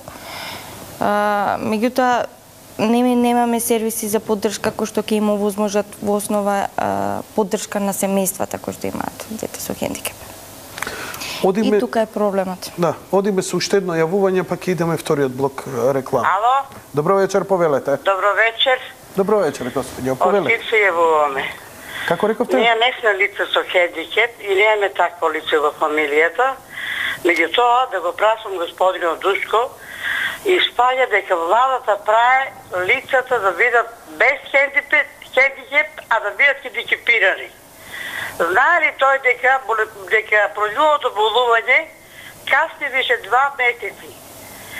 Па тие луѓе што треба да земат производно боледување, нема да испаднат социјални случаеви, кога да речеме не може да ја плати струјата на време, да го плати кредитот на време, да купи на детето пелени и други работи и храни, тоа значи од несоцијален случај станува социјален случај. Да ми одговоре дали сум во право или не сум во право. Добро, господјо, не, потполно ве разбирам, но ова е... Кои пари ќе го одржават они тоа дете, ако продолжат натаму да прават деца повеќе од едно и повеќе. Господјо, потполно ве разбирам. Дали вие знаете за што разговараме вечер во овдека? Знам, и тоа сега е прилика да го кажам и ово. Збориме за дискриминација, ама вие се јавивте. Значи, ви благодарам. Ви благодарам, пријатно. Еве и мене ми доцни платата. И сега, да се бунам ли кај овие луѓе, имаат ли некоја... Ја потполно ве разбирам. Значи, овие луѓе се дојдени за нешто друго. Збориме за дискриминација. И тоа не само дискриминација за хендикепирани, дискриминација за сите. Значи, окей, life is a bitch, животот не е фер, платите понекогаш доцнат. Окей, и јас се жалам. Ајде, еве ќе се жалам. Значи, имајте респект спрема она што го... Каде го најдовте сега господинот Душко за породилно боледување? Значи, имаме ресорен министер кој ќе дојде овдека. Дајте ве молам, имајте малку почит. Ја разбирам кога имате мак. Секоја вечер сум овде, ве сослушувам. Ја ве молам, барем распрашајте се зошто овие луѓе се вклучиле во програма пред 5 минути и ви доаѓа сега јати чемер од врзовие луѓе овдека што се обидуваат нешто. Појма немате зошто се овие луѓе дојдени овдека и што сакаат да направат. Имате ли барем грам почит? Барате почит, а немате почит спрема други.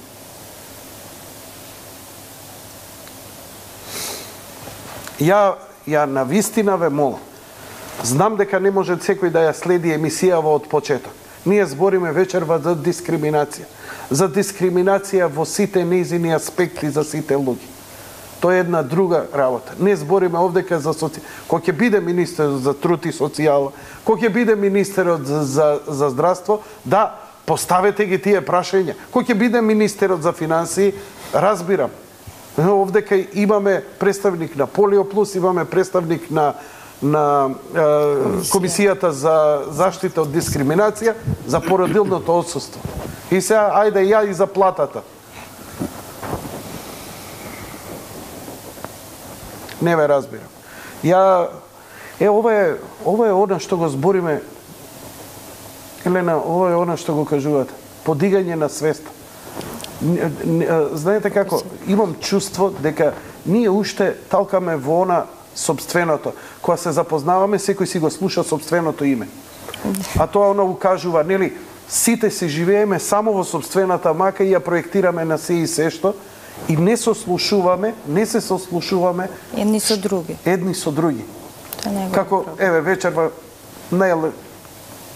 најадекватен пример, нити ја следи, нити знае за што се збориме, едноставно или ние вечерва бевме многу лоши, па не укажавме, луѓево не знаат, еве и зошто оваа господја овде со гестовната азбука, гестовниот јазик, и зошто вие како председател на комисија, и зошто вие како председател на Полио Плюс сте тука. Ајде ќе направиме уште едно јавување, бидејќи чека, па ќе направиме уште една пауза и имаме уште неколку акценти кои треба да ги даем. Но добро е ова. Знаете што? Ова па ја дигна гледаноста, малце тензија се направи. Мене ми е драго, јас сакам. Знаете како викаат американците? Не можеш да направиш кајгана ако не скршиш пар јајца. Нема. Добро вечер, повелете во програма сте.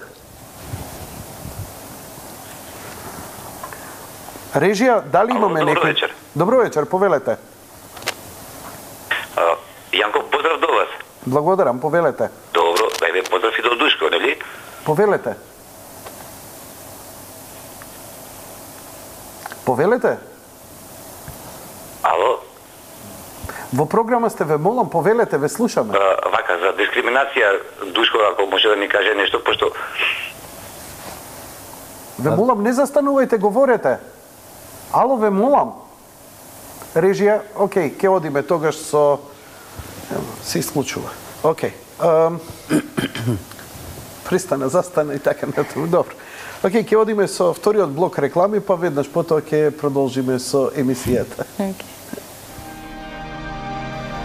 Понекогаш имаш чувство дека ти е направена голема неправда. Се чувствуваш излажан, измамен, изигран. Сакаш некому да се пожалиш, да побараш правда. Но се сомневаш. Мислиш, таков е светот, Божја воља или твоја карма. Ти се чини, а и така нема кој да те чуе. Глас во пустина, глуво доба.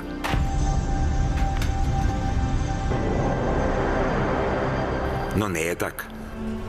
Ако си навреден, без да дадеш повод, исклучен без причина, нееднакво третиран и без еднаков пристап, тоа е дискриминација. Обрати се до твојот комесар. Обрати се до Комисијата за заштита од дискриминација. Осмели се, пријави дискриминација.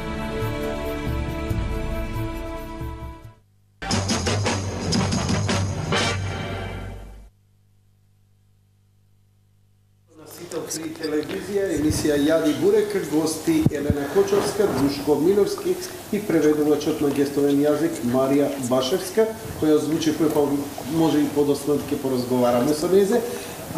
Елена, кажи ми, имам вашето здружение кое е активно вклучено и при оваа комисија и, како што разбрав, и во донесувањето и имплементацијата на законот, кога збориме за дискриминација, каде луѓето со специјални потреби, значи пак да им кажеме, не е ова емисија за луѓето за специјални, збориме за дискриминација, сите сме во таа категорија, но кога сте веќе тука? Предпоставката, моја предпоставка е, па вие сега демантирајте ме, дека најголемите проблеми се кога е здравството. Вие како луѓе со специјални потреби имате, предпоставувам, малце почесто и малце повеќе од лекарства, прегледи и така натаму. Сето ова, пристапност, комуникација и сето ова е тука се најголемите проблеми во општеството што се наоѓаат. Точно или не? Па не е само пристапноста и достапноста. Кога претходно ги спомнав сервисите за поддршка, например, во Република Македонија немаме сервиси за хабитација. Што е тоа? Значи, тоа е сервис кој што се дава поддршка на децата кога ќе се родат со хендикеп, значи одраѓање, а рехабилитација се сервиси на различен сет на сервиси, кои што се даваат на луѓето кои што ќе стекнат подоцна во текот на животот хендикеп. Значи, начин на живот, како да седнеш во количка, како да станеш, како да јадиш, како да зборуваш, како да комуницираш со свет. Дали збориме за тренинг центри за осposobување? И за тренинг, значи тоа се пак не се статични. Значи, проблемот е тоа што кај нас се уште е менталитетот сведен дека кога станува збор за лица со хендикеп мора се да биде специјално.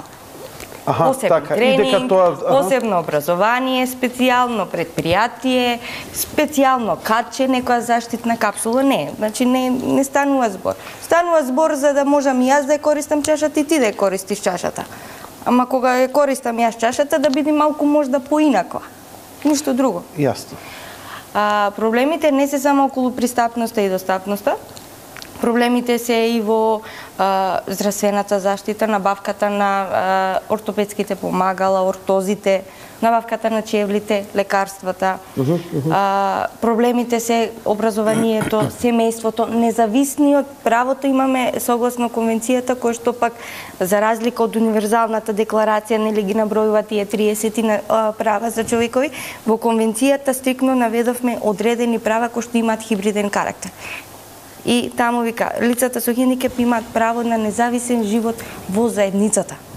Тоа значи дека лицата со хендикеп не треба да бидат сместени во Демир Капија, Бања Банско, кои треба да бидат независно вклучени во самата заедница. Зошто вашето здружение се вика Полио? Каква е поврзаноста со името со хендикепот? Значи во почетокот кога настанал се собрале главните основачи, претежно биле со полио. Меѓутоа, нашата организација не се занимава само со полио. Полио е вирус, кој што ги напаѓа коските и значи влие врз развојот на мускулите. Проблемот е тоа што после, значи откако се основале и кога се поставени основните постулати дека ќе се бориме за активно вклучување на граѓаните со хендикеп во сите општествени текови, каде што е препознаено дека прашањето на хендикепот не е прашање на социјала, не е прашање на медицински поглед, туку дека представува во основа прашање на човекови права и дека треба што е можно за да можат граѓаните со хендикеп да ги остварат своите права, треба што е можно повеќе прашањето на хендикепот да се постави на политичката агенда. Бидејќи сепак на крајот на краиштата викаме ние хендикепот е прашање на интерес. Во ова поле има голем пазар, каде што имаат различни интересни групи, имаат свое влијание и своји веќе воспоставени монополски структури, кои што ние бараме од државата да им стави крај. Но и вашето гостување таман е лак во ребра во време на кампања, што имаме сега избори, и кога се кампањите, малку поголема свест кај политичарите кои па можат нели тоа да го како епископ да го расшират. Се решава со тоа што во своите кампањи ќе вклучат и лица со хендикеп. Апсолутно. Господине Душко, Помислам ме заборавивте, ама добро. Не ме заборавив, туку сакав затоа што во претходниот дел малку повеќе зборивте, Елена ја позаборавивме, не се чувствувате дискриминирани. Добро. Има често пати мене тоа ми го прават, ми викаат, Јанко, многу ги пресекуваш, многу збориш, не ги оставаш да се доискажат. Па сум им мерал, им викам, гостинот говореше 98 минути, јас говорев 7 минути. Пошто и го мерам тоа. Ај сега што правиме? Доказ факт. Кажете ми, дискриминацијата подобро е да се спречи во зачеток, одошто после да се развие, веќе после може да стане и општествен сериозен проблем. Дали ние кога збориме за дискриминација, можеме да посочиме некоја категорија која е посебно дискриминирана. Дали се тоа хендикепирани, жени, деца, социјални случаи, каде е најголемата дискриминација во Македонија? Еве да речеме во мешани општества, Јужна Африка, таму е расната дискриминација, кај нас е маргинална, ние таков проблем и немаме. Па да, добро е, сушествено е прашањето, можеби во овие 3 годишно работење на комисијата и отприлика околу 250 представки стигнати, не е баш најрелевантна бројката, да кажеме, затоа што немаме се уште истражување и второ, тоа се само лица кои што се јавиле, значи не и сите што чувствуваат, некои знаат, некои не знаат и така натаму, некои не сакаат да го анимираат проблемот повеќе, меѓутоа предначи дискриминација, значи по основ на етничка припадност, по основ на политичка припадност, сега тука е тоа масо две оштриси, знаете. Мора многу внимателно да се гледа, затоа што нели можеме ги препознаеме механизмите, сега јас нешто Јанко ми смета, нели е претпоставен или било како. И веднаш можам да алудирам дека тоа заради политичка... Веќе имавте таква представка од една колешка моја. Така? За еден мој напис што ја искритикував, она кажуваше многу лоши работи за земјата, ја напишав рецензија за незе, а она поднесе представка за дискриминација, а вие утврдивте дека нема дискриминација таму. Така да во тој контекст мора мощно внимателно да се гледа, затоа што нели доста се актуелни темите и најчесто ќе поднесеме и ќе аплицираме во делот на работни односи, сега ако не ве примат и најнаш доаѓаме до ситуација дека сте дискри. Меѓутоа, не викаме не. Имавме во Радовиш типичен пример, каде што едно момче, што има завршено факултет за физичка култура, поднесе представка и вика, знаете што, таа се работи за турска паралелка, за турски паралелки, јас не сум примен на конкурсот, во ред, ние викам, почнавме со нашите претраги. Добро. Се обративме до училиштето, се обративме до Државниот просветен инспекторат. И што излезе? Излезе дека крунската работа беше соработката со институциите. Државниот просветен инспекторат ни рече, може и македонец да биде, нели, професор на физичко, мито да го познава турскиот јазик, не е направен тест, испит. И со оглед на тоа се пониши конкурсот и после се прими ова момче. Значи, гледате како може да се влие. Значи, можел да биде и тој, ако го познал турскиот јазик. Тоа не е спорно. Значи, исти услови, исти. Колку време постои комисијава? 3 години. 3 години. 1 месец сега, да. Значи, ова се... Гледам, бевте внимателни кога ве прашав каде има најмногу, каде имам најмногу, се уште се прибираат податоците. Ќе треба еден подолг период да видиме. И многу тука имаме дефицити и добро да се спомене. Значи ни народниот правобранител, ние, значи можеби како централно тело ќе нас да се оспособиме во тој дел да имаме, се надееме сега со ИПА компонентата, значи Национална програма 2010 година ќе имаме подршка од Европска комисија, дека ќе успееме да створиме база на податоци, зашто без база на податоци не можете да знаете статистички точно да кажете.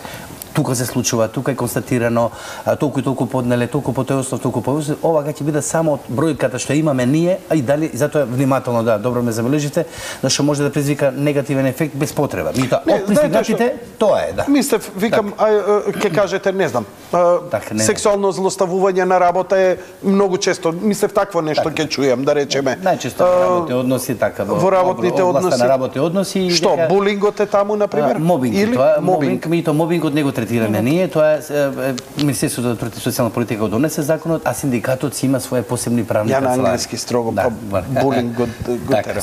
Мобинг е, тоа е, да. Тоа е типично карактеристично само за работите односи. Додека дискриминацијата е во поширок, значи општо поширок феномен во сите општествени пори, во сите луѓе, етнички заедници, мали заедници и правни субјекти и така натаму. Овој телефон вие објавивте, значи оваа налепница, имам ли камера кај тебе? Или таму ќе зумира? Кој ќе зумираш? Кој ќе зумира? Ти ќе зумираш? Ајде, да се договориме. Значи, ова е телефонот, овој што ќе го ставам јас на браникот на мојот автомобил. Значи, овој е телефон на кој граѓаните можат да се јават на најдиректно, значи да не пишува, да не прави и така и да каже. Дискриминиран сум по таа основа таму и таму. Ние ќе му помогнеме да пополни соодветен формулар кој што го имаме, затоа што сите не треба ли да се пријави име, презиме и така натаму и така натаму? Одлично прашање, затоа што не може дека анонимно. Значи ние мораме да растеме во свесоста. Главната поента на законодавецот беше дека Не можеме како инспекцијските служби се врзуваат рацете. НН пријава, анонимна пријава, не. Ако процените како господјата што си се јави и си каже име и презиме, керка ми така и на дискриминира се, немам улица. Тоа е еклатантен пример. Баш така и треба. Доколку, затоа ние им гарантираме, после тоа им викаме дека доколку имаме состојба, ги храбриме дека не се плашат дека ќе бидат додатно виктимизирани. Значи поднеле за промена на работно место, па сега се плашат на судска постапка, работодавецот може да го избрка од работа. Дека ние додатно ќе притиснеме, додатно ќе анимираме јавноста, додатно ќе ангажираме ресурси да биде тоа лице заштитено. И тука е крајот, само сакав на Марија Башевска да и се обратам. Кажете ми, господјо Марија, колку време се занимавате ова и колку време ви требаше да го научите и овој јазик? Овој јазик, ќе се обидам да зборувам на два јазици, за да финално да го заокружам моето гостување, е мој мајчин јазик, Јанко.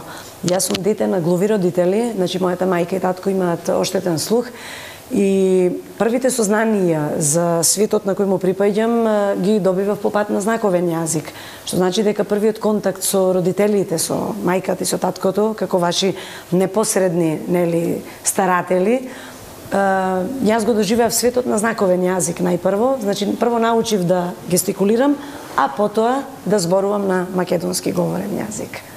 Браво. Дали ви беше потребна некаква стручна подготовка денеска да професионално ова да го правите? Секако, да. Јас сум по образование дипломиран биолог. Значи не се подготвував ниту да бидам новинар, ниту сонував дека ќе бидам дел од ваква општествена активност.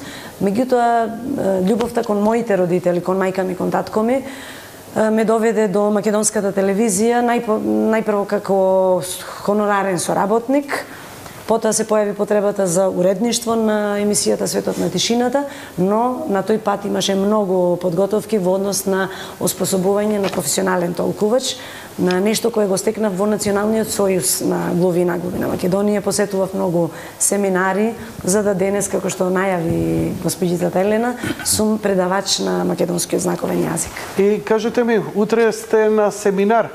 Да. На фармацевти? Така е, да. Зошто? Затоа што работите се придвижуваат, затоа што е детерминирана потребата во македонското општество да се афирмира македонскиот знаковен јазик, затоа што нашите родители или деца глуви во македонското општество, а ги има 8.000, не се за подценување. 8.000? Така е, да. Да, ова за кој се зборуваше вече Полио плюс колку сте? Ние не се водиме така, значи во основа мора да се знае дека во Република Македонија нема општа статистика за бројот на лица со хендикеп. Ние сме членови и со и без хендикеп. Добро, се извинувам. Значи... Да ви одговорам накратко, значи Министерството за труд и социјална политика во соработка со Фармацевската комора на Македонија и Националниот сојуз како матична организација договори еден проект кој ги покажа првите резултати без ни трошка занес, дека и навистина интересот кај фармацевтите е огромен. Работиме 4 предавачи, односно предавачки. Проектот тече тука во Скопје, меѓутоа се појави интерес во Струмица, во Штип, во Битола и во Охрид. Значи, регионално покриваме во моментот 4 општини. Се покажува интерес и од Лекарската комора на Македонија, бидејќи нашите родители имаат комуникација и со лекарите. И се можете да замислите дали е исто чувството, например, на еден глув човек, ако има преведувач за кој Душко зборуваше, би било во ред, ама животот носи ситуација кога не можете да го најдите баш секогаш и во секое време, и колку е убаво, например, кога докторот ќе знае од култура да ве поздрави, да ви каже добро вечер, повелете, можам ли да ви помогнам, како ви е притисокот, ве боли ли срцето, тоа се нешта кои за еден месец со фармацевтите се покажа дека се сунгери. Луѓето покажуваат, значи многу профили покажуваат интерес за изучување на знаковниот јазик и мислам дека државата веќе навистина го стави акцент, меѓутоа стави акцент и финансиски го поддржа овој проект, бидејќи како што учиме англиски јазик, француски, грчки, сите други јазици, знаковниот јазик е многу интересен за македонското општество, меѓутоа овој пат навистина се превзедоа практични чекори и тие вродија плод. Кога го говорите овој јазик, уште само ова, користите не само гестикулација, Да. И орално. Така. Значи, читате од уста? Кога се... Вашите читаат и од уста? Да, луѓе вака, Јанко, за да ве разберат во целост, бидејќи неслушањето е тешка работа. Тој ве гледа со рацете, значи вие му гестикулирате со раце, му го изговарате зборот во шепот или во полушепот и како што спомна Елена, можеме и да пишуваме. Значи тие се трите начини: пишување, гестикулирање и изразување со уста. И во таква ситуација нема промашување. Можеш да читаш од уста? Јас да, бидејќи сум вешта во Ке те викнам ако правам светско првенство у фудбал, оние забавни преноси, ке те викнам заедно да коментираме што зборат да ги најде. И само да ве надополнам, прашавте дали е ист македонскиот знаковен јазик е еден од ризницата на многуте знаковни јазици. Значи сите глуви луѓе во светот имаат различен знаковен јазик. Колку време постои овој јазик кај нас? Па колку што глуви луѓе има низ историјата. Од секогаш. Ова е, значи, историски наназад. Да. Значи, ова не е измислено нешто пред... Не. Фасцинантно, ќе ми бидете гости, немаме време, многу би разговарал. Уште еднаш благодарам на Марија Башевска и благодарам на...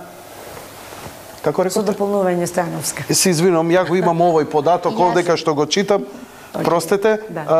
И благодарам на Елена Кочовска, програмски раководител во Полиоплус, и господинот Душко Миновски, председател на Комисијата за заштита од дискриминација. Почитувани гледачи, тоа беше се за вечера. Благодарам за вашето внимание. Лека ноќ и пријатно.